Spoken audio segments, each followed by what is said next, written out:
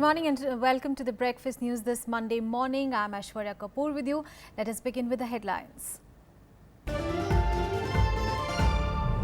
Countdown begins on International Yoga Day celebrations tomorrow. Yoga Guru Baba Ramdev leads over thousands in rehearsals at Rajpath and India Gate.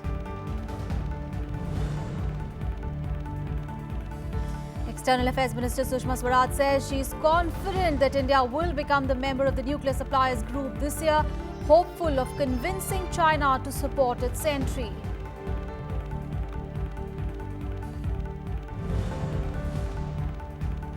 Markets open after a weekend today, expected to react to RBI Governor Raghuram Rajan's announcement that he will not seek a second term.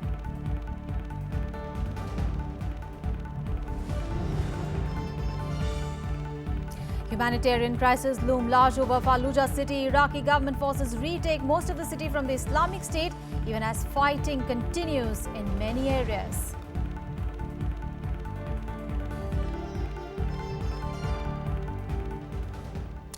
Well, Yoga Guru Baba Ramdev transformed Rajpath into a massive stage for yoga celebrations as he led BJP ministers, MPs and other leaders in performing yoga. The event was organized by Department of Ayush and Government of India in collaboration with Ramdev, who has emerged as the yoga ambassador of the country. International Yoga Day celebrations kicked off in New Delhi on Sunday. Yoga Guru Baba Ramdev led thousands of volunteers in the mass practice of yoga and other healthy activities. 30,000 volunteers, including Parliamentary Affairs Minister Venkaiah Naidu, Junior Urban Development Minister Babul Supriyo and other BJP leaders took part in the event.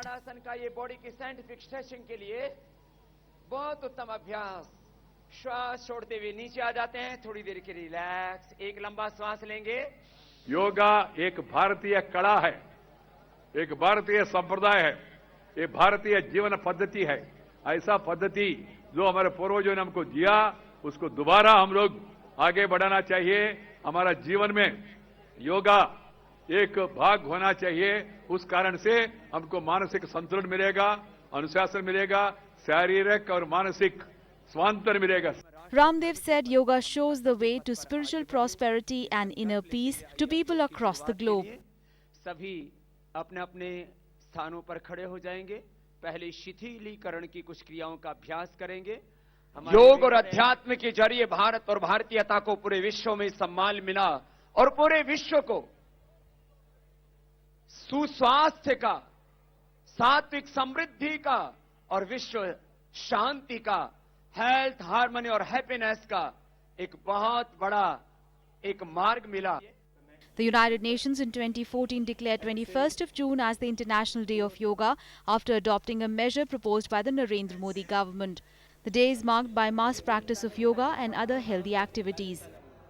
When I outlined a vision for an International Yoga Day in September 2014 at the United Nations General Assembly, even I did not anticipate the enormous enthusiasm for the occasion from all corners of the world. Your support and participation last year and once again now redeems our commitment to nurture and promote this ancient discipline. On the first International Yoga Day last year, Modi led thousands of people through various yogic exercises at Rajpath in New Delhi. India created 2 records on the day, holding the largest yoga class with 35,985 people, with as many as 84 nationalities taking part in a single yoga event. Bureau Report, Rajya Sabha TV. Well, on to the other big story of the day. External Affairs Minister Sushma Swaraj said on Sunday that India will become a member of the Nuclear Suppliers Group or the NSG this year. Now, she feels that China is not opposing India's membership, but talking about criteria and process for becoming an NSG member. Well, the issue of India's membership will be discussed at the plenary meeting of the elite group on 23rd and 24th of June in Seoul. Foreign Minister Sushma Swaraj says China is not opposed to India's entry into the nuclear suppliers group, but was focused on criteria procedure. Her comments came at a news conference held on Sunday to highlight the Modi government's achievements in its 2 years of rule. जहां तक China का सवाल है, China Bharat की सदस्यता का विरोध नहीं कर रहा। चाइना क्राइटेरिया, प्रोसेस आदि की बात कर रहा है। India already enjoys most of the benefits of membership under a 2008 exemption to NSG rules granted to support its nuclear cooperation deal with Washington. And although India has never signed the Nuclear Non-Proliferation Treaty, Swaraj was optimistic that China would agree on India's entry into NSG. अभी जब विदेश सचिव भी गए थे, तो उन्होंने भी बातचीत में यही कहा कि आप हमारे बारे में क्राइटेरिया की बात करने के बजाय क्रेडेंशियल्स की बात करें तो अच्छा है। जहां तक भरोसे का सवाल है, मुझे लगता है अभी 23 तारीख में समय है और हम आशावादी हैं कि हम चीन को भी इसमें मनाने में कामयाब हो जाएंगे। Swaraj also took questions on Pakistan's bid to join the NSG and said that India was not against the entry of any country into the non-proliferation body. और जहां तक पाकिस्तान की एंट्री का सवाल है, हम तो अभी मेंबर ही नहीं हैं एनएसजी के। जो पाकिस्तान की एप्लीकेशन पर कोई फैसले में हमारे कोई रोल हो सके, कोई भूमिका हो सके, लेकिन हम किसी भी देश की एंट्री का विरोध नहीं करेंगे। चाहेंगे कि हर एक की एप्लीकेशन उसकी अपनी मेरिट पर तय की जाए। Membership of the 48-nation club will bring India into the nuclear fold 41 years after it tested its first nuclear bomb and give the nation of 1.25 billion a vested interest in curbing the world's most dangerous regional arms race. Bureau Report, Rajya Sabha TV. Well, the government says the pending dialogue of foreign secretaries of India and Pakistan has not been cancelled. Now, addressing reporters during her annual media conference, and External Affairs Minister Sushma Swaraj explained that while the talks had not been cancelled, India expects that Pakistan needs to take some action on the Pathankot incident. India is still awaiting concrete action from Pakistan against perpetrators of air-base attack, even as talks between nuclear-armed neighbours remain suspended. Stating this on Sunday, Foreign Minister Sushma Swaraj said the government won't compromise on issues of national security. सरकार की और देशवासियों की ये अपेक्षा कि उनकी तरफ से कुछ ठोस कार्रवाई होनी चाहिए, ये अपेक्षा तो अव्यावहारिक नहीं है, अस्वाभाविक नहीं है। इसलिए उनकी तरफ से कोई भी अच्छी ठोस कार्रवाई हो जाए, इसका हम इंतजार कर रहे हैं। A joint investigation team from Pakistan visited the scene of attack in March and collected leads and evidence from the Indian agencies to further their probe. So far, no action has been taken against the accused. Swaraj said Pakistan sought more time to permit the Indian investigators to visit their country to quiz the suspects. उसके बाद हमारे ambassador 2 बार उन्हें जाकर मिले, तो उन्होंने कहा कि जो लीड्स हम लेकर आए हैं, अभी हम उसको देख रहे हैं, एनालाइज कर रहे हैं, हमें थोड़ा समय और चाहिए। तो एनआईए को भी उन्होंने इनकार नहीं किया है, उन्होंने सिर्फ ये मैसेज भेजा है कि हमें थोड़ा और समय चाहिए। Swaraj reiterated India's stand that military and dialogue cannot go together. तो तीनों सिद्धांत हमारे कि सब मुद्दे वार्ता से हल करना चाहते हैं, वार्ता के भागीदार केवल 2 देश होंगे, आतंक और वार्ता साथ साथ नहीं चल सकते। इन तीनों कसौटियों पर हमारी बात खरी उतरती है। Pakistan, which India has long accused of backing Islamist militants, promised to investigate who was behind the airbase attack after India handed over evidence that it said implicated Jaish-e-Mohammed. Bureau Report, Rajya Sabha TV. News from Maharashtra now, and hitting out at the BJP, his party's ally of 25 years. Now, Shiv Sena President Uddhav Thackeray on Sunday said that he could not predict if the alliance in Maharashtra would survive for long. Insisting that the Shiv Sena will always seek dignity in any alliance, Thackeray asked party workers to be prepared to go alone in the upcoming major civic elections. Now, targeting Prime Minister Narendra Modi, Thackeray said that BJP claims the country is changing all around, but the situation remained the same. He said the party wanted a clear alliance with dignity and self-respect, or else it was meaningless to continue the partnership with the BJP.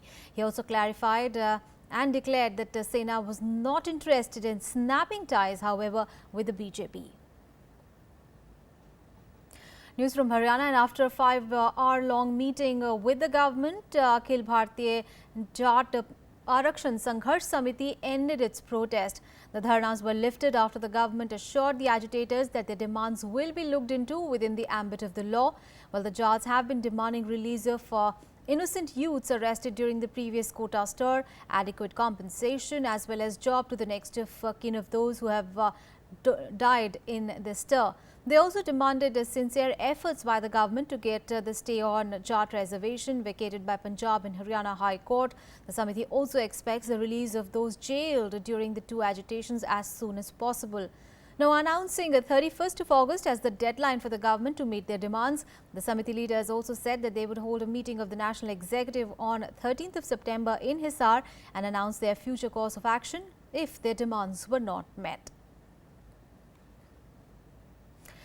Well, a day after RBI Chief Raghuram Rajan's announcement that he will not seek a second term in the month of September, all eyes now will be on how the markets will react when they open for the business today after the weekend.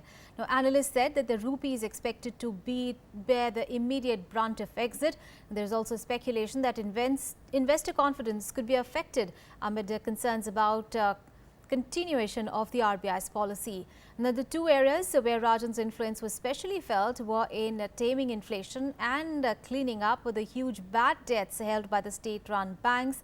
Now, Rajan's exit comes at a time when markets are bracing for the ramifications of Britain's possible exit from the European Union, a scenario that could see foreign institutional investors pull out of India. But even as the market reaction is awaited, here is how various people responded to Rajan's decision. वर्तमान सरकार जो भी निर्णय लेती है merit और logic के आधार पर लेती है, ना कोई पक्षपात और भाई भतीजावाद नहीं होता। और कांग्रेस विपक्ष में 2 वर्ष से है, शायद अभी इस बात से वो समझौता नहीं कर पाई कि कुछ एक निर्णय सत्ताधारी पार्टी को लेने होते हैं और विपक्ष में रहते हुए उन्हें इतना कॉम्प्रोमाइज़ कर लेना चाहिए कि सत्ताधारी पार्टी को अपने निर्णय करने की स्वतंत्रता दें। Most unfortunate the way this government and the members of parliament with tacit support from the government were opposing and criticizing Mr. Rajan day in and day out. And like on earlier occasions, the Prime Minister and other senior leaders kept mum. It is sad that such a situation had to come. Now I think after the remarks of Rahul Gandhi, I am convinced that Raghuram Rajan was a saboteur in our government. Swami ji ने जब letter लिखा था तो उसी समय स्पष्ट हो गया था कि कहीं ना कहीं से ये लेटर लिखवाया गया है और ये पहले से तय था कि रघुराम राजन जी को ये फिर से रिन्यू नहीं किया जाए क्योंकि वो चिदम्बरम जी के खास आदमी हैं और इस हमारे बीजेपी ने पहले तय कर रखा था कि इनको दोबारा टर्म नहीं दिया जाएगा। News from Bihar, where a CRPF commander was killed and 2 other Jawans were injured in an IED blast carried out by Maoists in Aurangabad district of the state. The extremists triggered the blast near Bandhu Bigha village when 3 commandos of the CRPF's elite Cobra unit were returning to their camp. And the body of the commando was sent for post-mortem at a government hospital while the injured were rushed to the nearest hospital. The martyred commando has been identified as A. Deka, while the injured are A.K. Yadav and K. Kakoti. Now, weather update. Well, monsoon arrived in Madhya Pradesh yesterday with several parts in eastern parts of the state receiving rains, while the Met Office has warned of heavy rains at some places in the next 24 hours. The regional Met Office said that the monsoon is expected to reach the state capital in the next 24 to 48 hours, while the city has already received showers over the last 2 days. The Met Department claimed that rains will also be covering Konkan and Goa and will also hit the south of Maharashtra and some parts of Marathwada as well. Heavy rains is also expected in Jabalpur, Khandwa and Burhanpur district within 24 hours.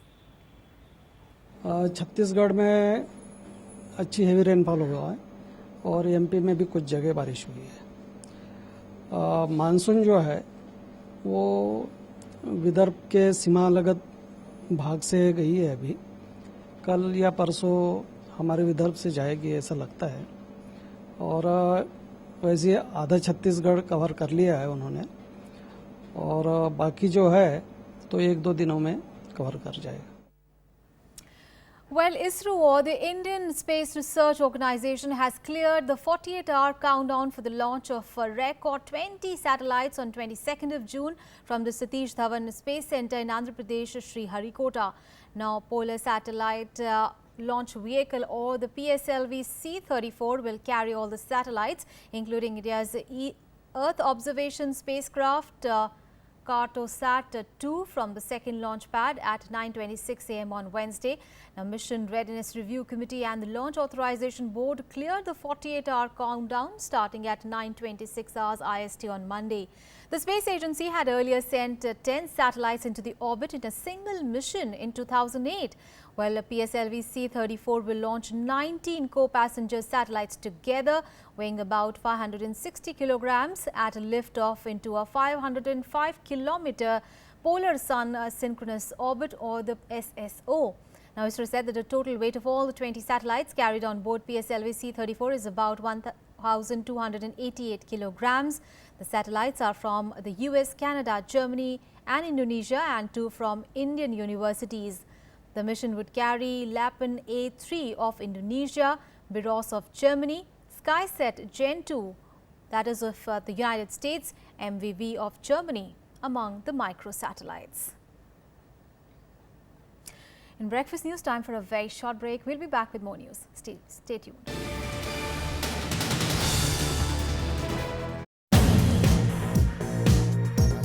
Welcome to this episode of Eureka. We are with us Dr. Kiran Kumar. While the target was 22, 2 of the satellites from one of the customers, last minute they had to drop out because certain tests which they were doing, they did not succeed in that. So they have to, we will be giving an opportunity in a later launch. Okay.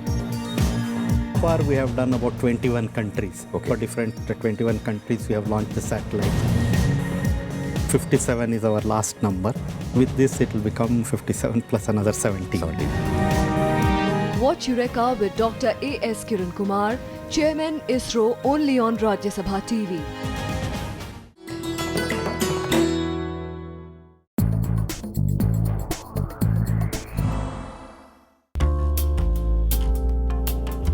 From cowries to metal pieces, Indian currency has seen many changes. The earliest punch-marked coins came from Gandhar. The East India Company at the turn of the 19th century also minted its own coins. The Indo-Greek coins come from a colony left behind by Alexander. They depict the golden rule of the Guptas, with embossed human portraits and matrimonial alliances like Chandragupta Maurya's wedding with Seleucus I Nicetas' daughter.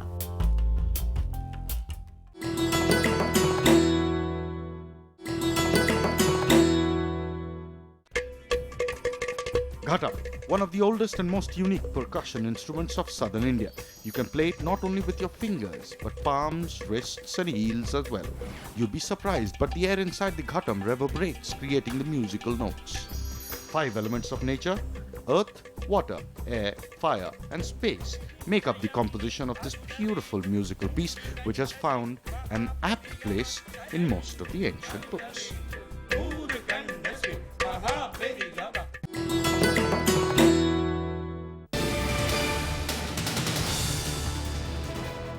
Welcome back. On to the big international story now. Iraqi government forces succeeded in retaking most of Fallujah from the Islamic State, but the fighting continues in parts of the city as forces flush out the last trace of militants. However, the assault has forced thousands of civilians to flee, and those who were trapped inside the city have been starving to death. Now, aid agencies say that a humanitarian disaster is unfolding in the city, even as the government is already struggling to meet the needs of more than 3.4 million people across the country who have been displaced by the conflict. Excruciating sound of gunfire exchanged between Iraqi forces and small pockets of IS militants ringing out across the besieged city of Fallujah. The defences of the terrorists collapsed as Iraqi forces made rapid advances into the heart of the city on Friday, raising the national flag over the mayor's office, with Iraq's Prime Minister Haider al-Abadi claiming that the city was liberated. However, there are still militants to be flushed out. Iraqi government forces are screening those fleeing the city to prevent Islamic State militants from disguising themselves as civilians. باتجاه حي الشهداء الثانية تم تطهيره، وكذلك باتجاه حي النزال والحي الصناعي. احنا حاليا داخل الحي الصناعي والحمد لله والشكر وصلنا ملعب الفلوجة، تم تحرير هذا ملعب الفلوجة. Meanwhile, a humanitarian disaster is unfolding in Fallujah following a civilian exodus. UN says some 80,000 people have fled during a 4-week government offensive to drive back Islamic State. A further 25,000 civilians are likely on the move. Several civilians have been killed by militants while attempting to escape. Some are caught in crossfire, while others drowned in Euphrates as they tried to swim to safety. الطريق كان ملقم والضرب الفوقانه وقتلوا بعض الاطفال والنساء، هم قتلوهم ظلوا مذبوبين بالطريق. زين هاي ما صارت فردنا بالاسلام، ما صار يدعون هم بالاسلام. Aid workers are struggling to provide food, water and medicine to people who are sleeping in the open in the hopelessly overcrowded camps outside the city. نمرين للريان قيدناك بس بدستي وانا نمرين والله ليه عنداي ليه عنداي الراوي عنداي ليه عنداي هراتين زور هراتين التلقان ليه داين. Fallujah, 40 miles west of Baghdad, has been in the clutches of Islamic State since early 2014, part of the group's campaign of terror across Iraq and Syria. The Sunni terror group captured the territory in parts of both countries for its so-called caliphate. Bureau Report, Rajya Sabha TV. Let's get you some more international stories now. Here is the World Wrap. Voters in Rome elected their first female mayor on Sunday, choosing anti-establishment attorney Virginia Raggi, who vowed to clean up local government amid corruption probes of the city contracts. With about 16% of the ballots counted, Virginia Raggi of the five-star Moment led by an estimated 1-2 margin over her rival Democrat Roberto Giachetti. At least 14 children on a summer camp in the northeast Russia drowned when their boats capsized in a storm on lake. Deputy head of Russia's Emergency Ministry's Crisis Center, Alexei Simirov, said that 2 of the boats capsized because of bad weather. The presumptive Republican candidate in the U.S. presidential election, Donald Trump, has suggested that countries should consider using profiling to combat crime. Now, Trump made the remarks when asked if he supported more profiling of Muslims in the United States in the context of last week's shooting at an Orlando gay club. The Israeli government has approved an additional $18 million to pay for West Bank settlements. The decision by Israel Prime Minister Benjamin Netanyahu's right-wing cabinet will see some 70 million shekels allotted to settlement-related openings. Chinese President Xi Jinping arrived in Poland on Sunday on the second stop of his three-nation tour amid cementing bilateral ties and strengthening China's relations with Europe. Meanwhile, hundreds of Jinping supporters waving placards welcomed him in front of his hotel. On to some sporting action now. When Switzerland and France played out a goalless draw on Sunday, which took the Swiss into the last 16 and saw the French win Group A, while newbies Albania recorded their first major tournament win with victory over Romania that gives them hope of reaching the 2016 Euro in the last 16. In a rather lackluster match on Sunday, Switzerland rode their luck to earn a 0-all draw against France and reach the knockout stage at a European Championship for the first time after finishing second in Group A behind the hosts. Hosts France, fondly called Les Bleus, hit the woodwork 3 times, including 2 efforts by impressive Paul Pogba and a spectacular strike from substitute Dimitri Payet. Elegant and powerful and off the bar. France will take on a third-place team in the last 16, while Switzerland will play Group C runners-up, possibly Poland or Germany. Both teams eventually appeared happy with the group situation that sent them both through to the next round, but French fans had mixed reactions to the result. To the knockout stages as the group winners, and they're joined. On est quand même content et on a pris un point, c'est déjà ça. C'est déjà bien. Au moins on reste bien, on est premier. La Suisse est contente aussi, tout le monde est content. Le match était peut-être nul en soi, mais en tout cas on est qualifié, on est premier, c'est ce qui compte. In terms of how their first two games have gone, really, both of them undone by late. Meanwhile, in another match later in the day, Albania made history with a 1-0 win over Romania in their Group A finale. Sprawling save by Berisha. Armando Sadikur scored the historic goal for Albania, heading in from Ledian Memushaj's cross in the 43rd minute. And Albania have gone in front. Sadika with a goal. The win gave them 3 points and a chance to go through to the knockout stage as one of the 4 best third-placed finishers in the 24-team field. It was Albania's first win at any major international competition. Bureau Report, Rajya Sabha TV. And some more football news from South America's continental competition, Copa America Centenario. Now, Argentina and Chile both advanced to the semi-finals, with Chile beating Mexico 7-0 and Lionel Messi getting a goal in Argentina's 4-1 win over Venezuela to equal his country's all-time scoring record. Well, in the worst ever defeat in a major tournament by a major football nation in recent years, Mexico were left shell-shocked. Now, Chile hammered 7 goals past them without conceding a single one.